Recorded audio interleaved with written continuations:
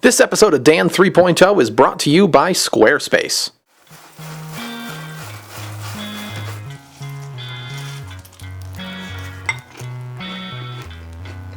Delicious. Hello, Pogo Tribe. As you know, I have been pretty stressed out about Dan 3.0, but I mean, I'm doing okay. I'm doing okay, but I've still been stressed. I mean, even if I wasn't doing Dan 3.0, this would still be a pretty stressful time in my life, because it's the first time I've lived outside of my mom's basement. I'm learning how to, take care of myself, how to cook and to clean and to shower every day and good stuff like that. I mean, that alone would be enough to keep me busy for a while. So in addition to be editing and uploading and going through the decision engine and emailing and selecting tasks and scheduling them and traveling, I mean, it's a lot. That's a lot. But I'm not here today to complain to you guys. You guys are sick of me complaining, and I'm sick of me complaining. I am instead here today to demonstrate to you that I am dealing with my stress and that things are going to be getting a lot better. See, when I was visiting the Greens, I spoke to them a lot about this and just talked about, how I was feeling and, how, Dan 3.0, blah, blah, blah. And Catherine recommended that I should write out everything that is stressing me out, and so I did, and that was some really good advice. Because everything on this list is something that will be improving in some way, shape, or form in the near future. So I want to share with you some of this. The first thing on my list I put is that I'm missing Danielle. But see, tomorrow I'm getting on an airplane and going to visit her for a week, so that'll be good. The next thing I put on my list is editing Dan 3.0, and while that's still going to suck for a little while, we're in the process of hiring an assistant editor person, so that'll get better naturally. The next thing I wrote down was my living situation, because I really did bite off more than I could chew in thinking that I was going to buy this house. But I'm going to be moving in a few months. I don't know where just yet. It could be somewhere here in town, or I could move out to Pennsylvania to be closer to my girlfriend, but we'll figure that out, and that'll be better. So yeah, there are some other things that I put on the list, but basically what I want you to get out of this is that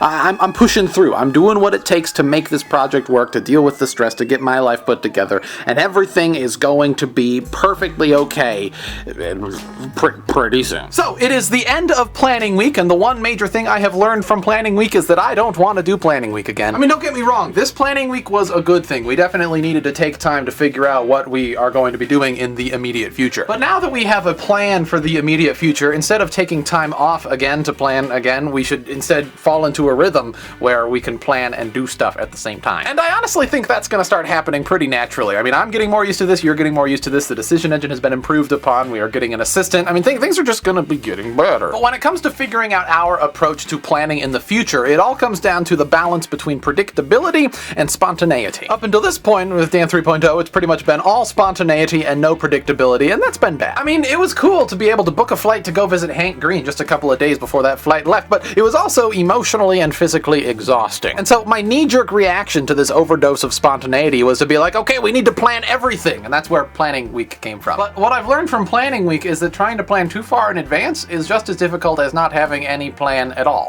For example, I can accept the go on a coast-to-coast road trip task from the decision engine and put it tentatively on my calendar somewhere, but actually figuring out where I'm going to be going and setting up gatherings along the way and figuring out other YouTubers to go with me potentially. That takes a lot of work, and that's more work than I can do in 4 days, especially when I'm planning for a trip to Pennsylvania next week and planning, the next week of D3PO. So planning week, was it entirely successful? Well, yeah, we got quite a bit planned, not as much planned as we initially thought, but we still got stuff planned. And I hate to cut things short with you today because I feel bad about it because we haven't been going on as many cool adventures this week, but I'm running late and I really need to pack for my trip because my plane leaves tomorrow morning and I'm running behind. Real quick before I go, I've got to give a huge thank you to today's sponsor, Squarespace. Squarespace is a tool that makes making a professional-looking website so easy that your parents could probably do it. And I'm not just saying that, I actually know from experience because I use Squarespace for the official Dan 3.0 blog. I actually just did a new post the other day. You can check it out by going to dan3.0.squarespace.com. If you have ever wanted to make a website, I highly recommend you use Squarespace, and if you go right now and use the code POGOBAT at checkout, you will receive 10% off the lifetime of your purchase. Do it! Anywho, thank you so very much for watching today's episode of Dan 3.0. Tune in again next Monday to see me in Pennsylvania with my girlfriend. It's gonna be so sweet. So sweet. She's awesome.